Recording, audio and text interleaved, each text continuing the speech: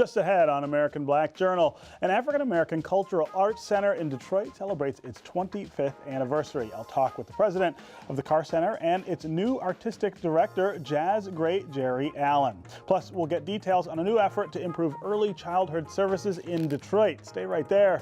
American Black Journal starts now. American Black Journal is funded by the W.K. Kellogg Foundation, a partner with communities where children come first.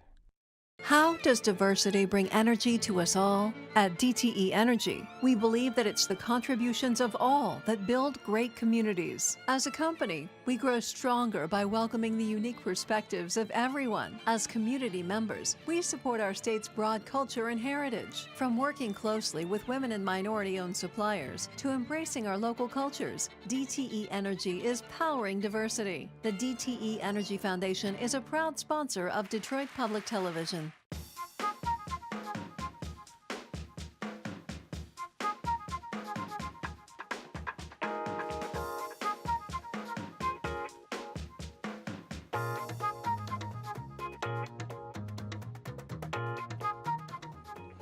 Welcome to American Black Journal. I'm Stephen Henderson. A leading creative hub for African-American cultural arts is celebrating its 25th anniversary. The Carr Center in downtown Detroit hosts performances, exhibitions, arts education classes, and other programs for more than 50,000 visitors a year. Recently, jazz pianist Geri Allen was named artistic director at the center. Detroit Public Television was there this summer to webcast a performance by Miss Allen.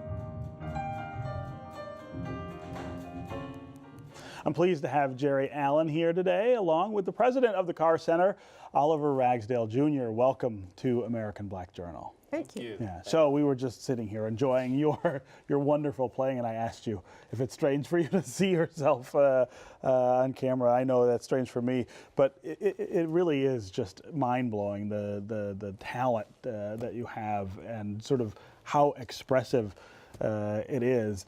When you're playing. Thank you so much. It's just amazing. And it is strange. Yeah, you never quite get used to that, right? Not quite. Yeah. Oliver, take me back 25 years to when the Carr Center started and why. We were in a room with Dawn Vest from Broadside Press and Donald Walden from Detroit Jazz Orchestra, Harry McTerry from Detroit Metropolitan Orchestra, Osei Okauta from African Dance Philosophy, and we began to think about the needs of African American artists and arts organizations and how we could come together and coalesce under the concept of a league to be able to help each other, support each other, and grow from that.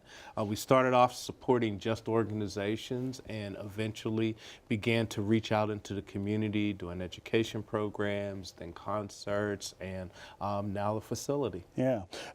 When you started, talk about the sort of environment for African American arts at that time in the city and how necessary it was to sort of find a place that could. Well, you know, there had been a resurgence after the National Endowments of the Arts started in the late 60s and the Black Arts Movement.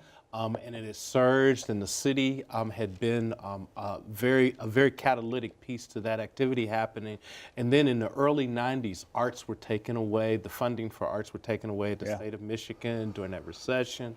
And so the coming together was a way of us beginning to try to hold each other up. And work together, and the outcome has been 25 years, more than 1 million people visiting or taking classes or being in a concert. So it's worked. Yeah, Struggled, and but worked. It's such an array of things that you're offering people. I mean, you can go there for all kinds of different stuff. One of the things that we recognized was that all of the disciplines within the arts community needed to be represented. You know, all of them were at the table: literature, jazz, classical, vocal music, classical music, were all represented. So we had to keep it that way and have continued to do that. Visual arts became a part of our sort of mantra in the early 90s, and now we're a multidisciplinary arts center. Yeah, and now you have a wonderful new artistic director. We have been blessed. You know, when we moved into the Carr Center, we had Marcus Belgrave as our resident creative artist, Geri's mentor, and in essence, we were able to get Geri to step into Marcus's steps at a larger scale. Yeah. So talk about, as artistic director, what that role looks like, I guess, now, and what you hope to do at the center.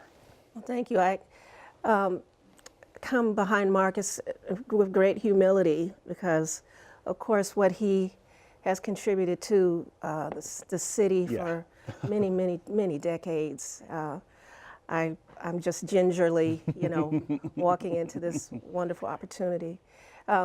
So we're really following in the tradition of what Marcus had established in many ways, this idea of young people being a driving force and really wanting to focus on that continuing of that handing down of the tradition in the way that the Donald Waldens and all these great musicians of Detroit have so generously done. The idea for this period is to bring Detroiters in, people like Didi Bridgewater, who we have this week, who hails from Flint, which is very much a Michigander and a very staunch Michigander, who wanted to come in and work with young people and do a wonderful concert at the end of the week of events. We also have another Flint native, Brianna Ali, who has tapology, a fantastic young tap dancer who was actually on Broadway just recently with Shuffle Along. That was just, I guess it just went down just about a month ago. But so she's right on the cusp of everything that's going on with dance. So she'll be with us. And we have a fantastic printmaker, Michael Kelly Williams, who will also come very soon, I think in March. So the idea is, as you were saying, Oliver, having all of the arts kind of feeding off of each other, and it really does create a creative kind of energy between all of the different aspects. You're a familiar name in not just jazz music, but music generally. Talk about your story. Like, how did you come to be interested in the work that you do and what it means to you now? Well, thank you. My father, Mount Allen, and my mom raised both my brother and I to be kind of really interested in the arts. And so they supported my piano lessons for 10 years throughout elementary school. And I met Marcus along the way. When I went to high school at Cass, a woman, Marilyn Jones, invited Marcus as a community, one of our great community musicians, to come into the school. So through him, I was introduced to the Detroit music scene, and I had leadership to take me through that process of learning to be a jazz musician and having the support of this community. And it's a really rich community to sort of grow up in. It really is. The number of people, the number of the sort of broad spectrum of talents is always really impressive to me on that jazz scene just here in Detroit, and that's been true for decades. For decades, and Detroiters have made, international contributions on people like Hank Jones and the Jones brothers. We can just go through a list of Ron Carter. Regina Carter. Yeah, contemporary people as well. So you're right. It's a huge, source of pride, I think, for all of us. And I think that we're trying to continue in the next generation. We have a group of young people now who are in that 22 to 35 year range who are now doing things. We had a great master class with Dee Dee Bridgewater, and we had young singers who had the opportunity to intimately work with Dee Dee. We have the young jazz musicians, and then we have the younger kids. And when the last big concert that we did together with Marcus, we had 4 generations of musicians from Geri's generation and one above her down to where we had a high school student in the band playing. So we want to keep that going, and it fits in with our mission of preservation as well as development. When you're at the center and you see these, multi-generational sort of interest and talent showing up, what does that tell you about the city? I sort of always ask people, what are you thinking about Detroit and where it is? And from the seat where you sit, what does that look like? What does the future look like? Well, I think that the most significant thing I can say is Detroit is a unique canvas. And Detroit is blessed with a lot of great paint. That's a wonderful way to put it. The way that we try to look at it is we want to create community and let that community grow and develop. As you know from being in the center, we work real hard at it being warm and comfortable, and not your traditional staid art building. It doesn't feel like a museum or something like that. It does feel like a community center. And that was sort of the idea. If we could have high quality art, the hybrid of high quality art and community center to come together, that is what really works. And when Geri and I first started talking, we began to talk about the tradition of the community centers as part of what had happened here. Concept East, the Metropolitan Jazz Development Workshop. Jazz Development Workshop, all of those things happening. We're the first one that's sort of institutionalized, and have gotten into the establishment kind of mode. But that history and that tradition is so important, and it just fits within the African American cultural tradition just in general. We happen to do art. Yes. But art is, I always say, one of the most important parts of not just culture, but city. We think it's the most important. Of course. All right. Well, congratulations on 25 years. Well, thank you so much. At least 25 more. We're looking forward to it. Congratulations to you on the new job. Yes. Thanks for being here, both of you. All right, coming up next on American Black Journal, a citywide call to action aimed at giving children a better chance to succeed. But first, here's a look at some important moments in Detroit's Black history. I'm Ken Coleman with a look back at African American life in Detroit. This week in 1976, Edgar L. Van Jr. assumed leadership at 2nd Ebenezer Baptist Church. In 1972, the Trouble Man soundtrack by Marvin Gaye was released. I come up hard, baby, but that's okay, 'cause trouble man don't get in my way. I come up hard, baby. And in 1932, trumpet legend Donald Byrd was born. These are significant events this week in Detroit's Black history, taken from the book On This Day, African American Life in Detroit. Hope Starts Here. That's the name of a new partnership working to create a world-class early childhood experience for the 80,000 young children in Detroit. The goal is to make sure that all children are born healthy, prepared for kindergarten, and ready to succeed in 3rd grade and beyond. My next guests are from the two organizations co-chairing the initiative. Wendy Lewis Jackson is with the Kresge Foundation, and Kalila Burt-Gaston is from W.K. Kellogg Foundation. Thanks you both for being here. Thanks Thank for you. having us. Yeah. So when I talk about this issue, I use the word crisis a lot. I know that's an overused word, but I think it's appropriate here when you think of all of the things that stop young people in the city from getting that sort of early success in place so that they can catapult to that later success that we need them to. The problems that we see in young people and adults start in that critical 0 to 5 window. Well, definitely. You know, in some ways, crisis is very appropriate when you think about and look at the statistics for young children in our city. But what we've tried to do in this unprecedented partnership between our two foundations is begin to move the city more toward a call to action, and really put together the platform that will allow Detroiters, from parents to neighborhood leaders to all kinds of community partners and a diverse set of community partners, to come together and create that path, that new way of working to better serve young children. Who are some of the constituencies you're thinking of when you say call to action to the city? Who is it that you want at the table in this conversation? Sure. Well, I mean, first and foremost, we want to listen to parents. We want to know what parents need, where parents feel that they need more assistance. But we're also reaching out to, advocates, policymakers, our civic and business leaders. And we also really have done a lot of outreach to small business owners, those daycare owners who are laboring day in and day out to serve our children and families. Yeah. Some of this is about access to the things that you need. If you're a parent, especially of a young child or young children in the city, you just can't get to the things that that most other parents can.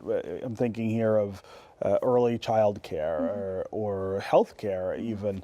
How much of that is about money and how much of that is about access, I guess? Yeah, I think it's a little bit of both. And one of the things that we've been able to do in this preliminary stage of the Hope Starts Here Early Childhood Partnership for Detroit is actually map the number of services that are available in the city. We've identified over 300 at this point. And so we have a myriad of different services. It's a fragmented system, if you will. And there are access issues, but also resource issues, for sure. Yeah. We've seen the state put more money into early ed in the last, I guess, 6 years, really. It's not as much as we might want it to be, but it's making some difference in terms of that access, right? Oh, yes. I mean, I think Great Start to Readiness really is a case study for how policymakers and parents and advocates come together, because we did see an increase in funding. In Detroit, we have 80,000 children, and we have about a 27,000 service gap. So we need... So, which means 27,000 of those 80,000, there's not enough to even offer to them. Exactly. So no classroom, no slot, no teacher. So we really need to create, I would say, local solutions. We have to figure out how to serve children and families here, and that includes, how do we create a pipeline of teachers? How do we build more facilities? And we also need to figure out how we, get resources to parents earlier, because this really does start with children being in their mother's womb, right? And that healthy birth and healthy birth experience for moms. Yeah. Prenatal care, of course, is key to that, and the city's health commissioner is really focused on that. I've talked to him a few times about making a difference. But when I talked to him about it, one of the things that we sort of discussed was how much of this is really just about poverty. And we don't talk about poverty as being the driver, I think, enough in these problems. All of the other sort of indicators we see, if you really think about it, they sort of have their roots in the fact that you've got such extreme poverty in such widespread sort of presence in the city. And then, of course, part of the reason you don't want to do that is because you think, well, then we can't do anything about it, or we're not willing to. Talk about the role of poverty in Well, it is fundamental when you at least look at the stats, and more than half of young children in Detroit are in poverty. And it's a huge driver of inequality, as well as the lack of access to opportunity. Right. So it has to be front and center in the work. And one of the things that we're doing in the partnership, and we've identified a number of best practices in terms of services that can address and better support young children in poverty and their families, but also we're going to need to look at how does economic development weave into this question? How does, what we're seeing in terms of a revitalized Detroit from a business standpoint weave into this issue? And so it's just not going to be the early childhood system being able to take this on alone. Yeah. Yeah, go ahead. Right, exactly. I mean, there are a number of national models that, people are aware of where you're really looking at, how do you also support parents, workforce development programs, a number of employers who've stepped up nationally to offer high quality early childhood education, in, their headquarters, whether that's, evening hours, weekend hours. So we have to be responsive to the needs of families. I mean, we all, are parents here. And so when you're working, you need, high quality care that suits your family. Yeah. Yeah. When you think about this plan that you guys are going to put together, talk about some of the things that you would expect to be in it and that we would see sort of play out over the next couple of years. Well, we've identified kind of the 6 critical areas as strategy teams that will develop recommendations that feed up into the overall plan. And there are some of the things that we know are fundamental to better supporting young children. How do we have a quality facility strategy for the city of Detroit where children are in safe spaces that are conducive not only to healthy development but also to learning? Right. How do we ensure that we have a well-financed system? So, the money is critical, and it has to be a blend, not just philanthropic resources, but state and local and federal resources as well. Looking at whole child development. So you mentioned the work of Dr. El Sayed at the health department. And the things that he's bringing to the table and the plans that he's thinking about as it relates to ensuring healthy development for young children here in the city. So we've identified these strategy teams, and each one will begin on December 19th and go through a process of developing the recommendations that will feed up into the larger plan. One of the other issues that I think is helping to make this problem tougher to deal with is the depopulation and the sort of sparse neighborhood population, right? The density issue in Detroit. I mean, I grew up here in the 70s and 80s. This was a poor city then, but I could think of all of the things that were available right in my little neighborhood, right in the little sphere of the world that I lived in, that now I would have to maybe travel to go find, and if you don't have a car, that becomes different. How much does that sort of interfere with what you're trying to do, I guess? Well, it's interesting. I mean, we've worked with Illinois Finance Fund locally to map the current system from a location and a geography standpoint. And some of the neighborhoods that may be, quote unquote, depopulated from a housing standpoint actually have some of the highest concentrations of children. So what we need to really think about and what we hope comes out of this process is really a comprehensive vision that, details how those hubs for early childhood education can sync up with investment in housing and in infrastructure, and how do we serve families where they are.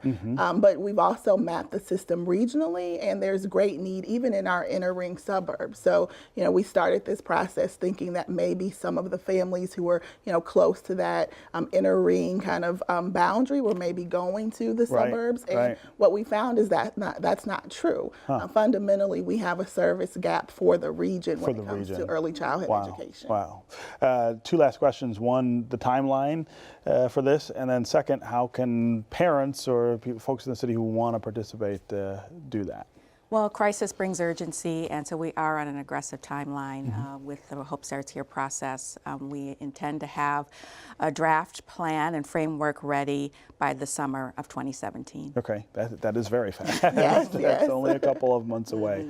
And will there be places that that parents will see this and then know how to connect with it? Sure. So some of our local partners are Detroit Hispanic Development Corporation, Detroit Parent Network, Matrix. We also have IFF and a number of kind of those seminal nonprofits who are working on this. And we have a network of about 25 more organizations, but people can definitely connect with us at hopestartsheredetroit.org. Follow us on Facebook and at the hashtag Hope Builds. Okay. All right, well, important work, and I'm glad you guys are doing it. Thank you. Thanks for being here. All right, that's our program for today. Thanks for watching. You can get more information about our guests at AmericanBlackJournal.org, and you can connect with us on Facebook and on Twitter. We'll see you next time.